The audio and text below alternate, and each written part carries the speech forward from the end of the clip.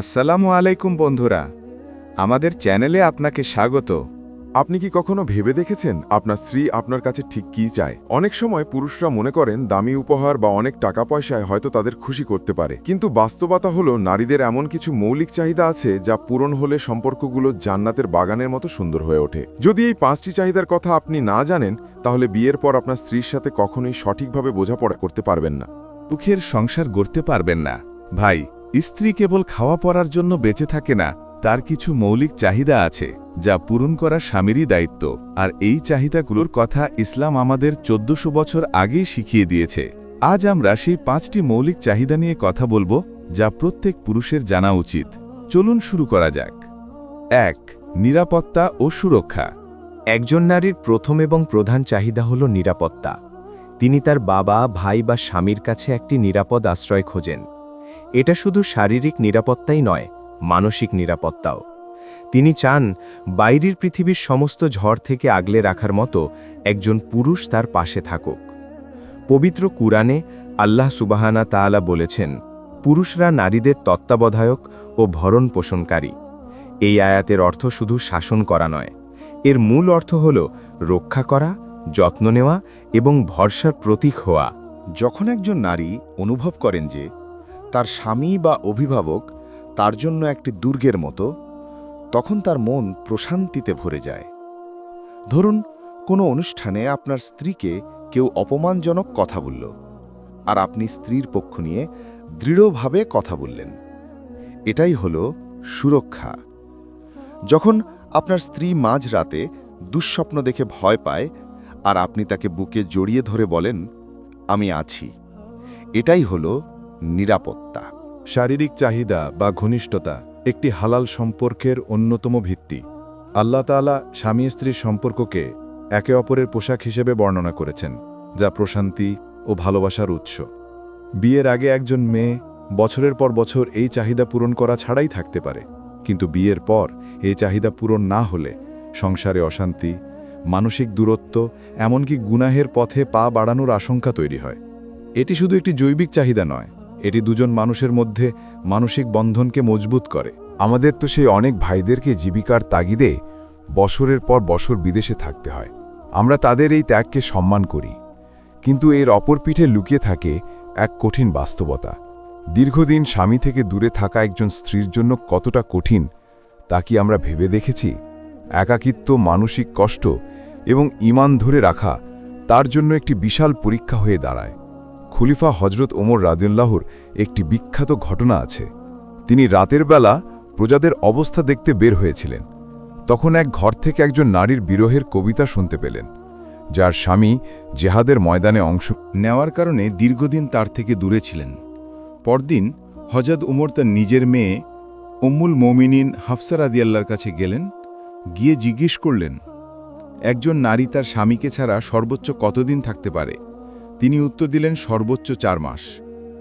এই ঘটনার পর হজরত উমর ফরমান জারি করলেন, যে কোনো সৈন্যকে যেন এক নাগারে 4 মাসের বেশি তার পরিবার থেকে দূরে না রাখা হয়। সুবহানাল্লাহ!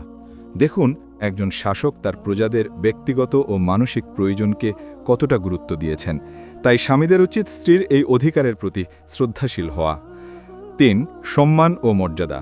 প্রত্যেক নারী সম্মান ও মর্যাদা চান। তিনি চান তার স্বামী, তার পরিবার তাকে মূল্যায়ন করুক, তার মতামতের গুরুত্ব দিক, তাকে কোনো বস্তু বা কাজের মানুষ হিসেবে না দেখে একজন সম্মানিত মানুষ হিসেবে দেখুক।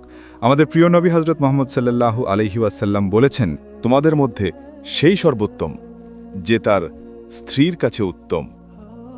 রাসূল সাল্লাল্লাহু আলাইহি ওয়াসাল্লাম তার স্ত্রীদের সাথে কেমন আচরণ করতেন? তিনি তাদের সাথে পরামর্শ করতেন, ঘরের কাজে সাহায্য করতেন এবং কখনো তাদের গায়ে হাত তুলেননি বা অসম্মান করেননি। আপনি যা করতে পারেন তা হলো পরিবারের কোনো গুরুত্বপূর্ণ সিদ্ধান্ত নেওয়ার সময় স্ত্রীর মতামত নেওয়া, তার রান্নার প্রশংসা করা, মানুষের সামনে তার সম্মান রক্ষা করা। এই ছোট ছোট কাজগুলোই সম্পর্কের মধ্যে বিশাল পরিবর্তন নিয়ে আসে। বিশ্বাস না হলে করেই দেখুন। 4. সময় ও মনোযোগ। আজকের এই ব্যস্ত জীবনে সবচেয়ে দামি জিনিসগুলোর একটি হলো সময়। আপনার স্ত্রী হয়তো আপনার দামি উপহার চান না, কিন্তু তিনি আপনার একটুখানি মনোযোগ চান। তিনি চান দিনের শেষে আপনি আপনার ফোনটা পাশে রেখে শুধু তার কথাগুলো মন দিয়ে শুনুন। রাসূল সাল্লাল্লাহু আলাইহি ওয়াসাল্লাম তার সব ব্যস্ততার মাঝেও পরিবারকে সময় দিতেন। তিনি আয়েশা রাদিয়াল্লাহুর সাথে দৌড় প্রতিযোগিতা করেছেন, তার কথা মন দিয়ে শুনতেন। এটাই হলো সুন্নাহ। আপনি কি আমার কথা বুঝতে পারছেন? রাসূল সাল্লাল্লাহু আলাইহি ওয়াসাল্লাম তার নবুয়াতের শতব্যস্ততা থাকা সত্ত্বেও স্ত্রীদের সময় দিতেন। আপনি দিনের শেষে 10 মিনিটের জন্য হলেও স্ত্রীর পাশে বসুন। তার দিন শেষে কেমন কাটলো জিজ্ঞেস করুন। একসাথে চা খান। এই কোয়ালিটি টাইম আপনাদের সম্পর্ককে সতেজ রাখবে। মনে রাখবেন, মনোযোগ হলো ভালোবাসার সবচেয়ে সুন্দর ভাষা। 5. আর্থিক দায়িত্ব ও সহযোগিতা। ইসলামে পরিবারের ভরণ পোষণের সম্পূর্ণ দায়িত্ব পুরুষের উপর দেওয়া হয়েছে। এটা নারীর প্রতি পুরুষের কোনো করুণা নয়, বরং এটা তার অবশ্য পালনীয় দায়িত্ব। তখন তিনি নিশ্চিন্তে সংসারের অন্যান্য দায়িত্ব পালন করতে পারেন।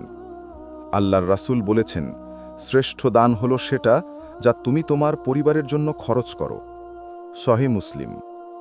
এর মানে হলো স্ত্রীর প্রয়োজন মেটানো। তার হাতে স্বচ্ছন্দে চলার মতো টাকা দেওয়া শুধু দায়িত্ব নয়, বরং এটি একটি ইবাদত এবং শ্রেষ্ঠ সাদাকা। কৃপণতা একটি সম্পর্কের সৌন্দর্যকে নষ্ট করে দেয়। তাই সাধ্য অনুযায়ী স্ত্রীর প্রয়োজন পূরণ করুন এবং তাকে সম্মানিত জীবন দিন। ভাইয়েরা আমার, এই 5টি চাহিদা পূরণ করা কোনো কঠিন কাজ নয়। এর জন্য প্রয়োজন শুধু একটি সদিচ্ছা, আন্তরিকতা এবং আল্লাহর ভয়। নিরাপত্তা, ঘনিষ্ঠতা, সম্মান, সময় এবং আর্থিক দায়িত্ব, এই 5টি স্তম্ভের ওপর একটি সুখী ও প্রশান্তিময় দাম্পত্য জীবন দাঁড়িয়ে খাতে। যখন আপনি আপনার স্ত্রীর এই 5টি চাহিদা পূরণ করবেন, তখন তিনি আপনার জন্য এমন এক আশ্রয় হয়ে উঠবেন যা আপনার দুনিয়া ও আখেরাত দুটোকেই সুন্দর করে তুলবে ইনশাআল্লাহ। আসুন আমরা আমাদের জীবনের নারীদের, মা, বোন, স্ত্রী ও মেয়েদের অধিকার সম্পর্কে সচেতন হই এবং রাসূল সাল্লাল্লাহু আলাইহি ওয়াসাল্লামের দেখানো পথে তাদের সাথে সর্বোত্তম আচরণ করি। আল্লাহ আমাদের সবাইকে তৌফিক দান করুন। আমিন। ভিডিওটি যদি আপনার ভালো লাগে থাকে তাহলে অবশ্যই একটি লাইক দিন।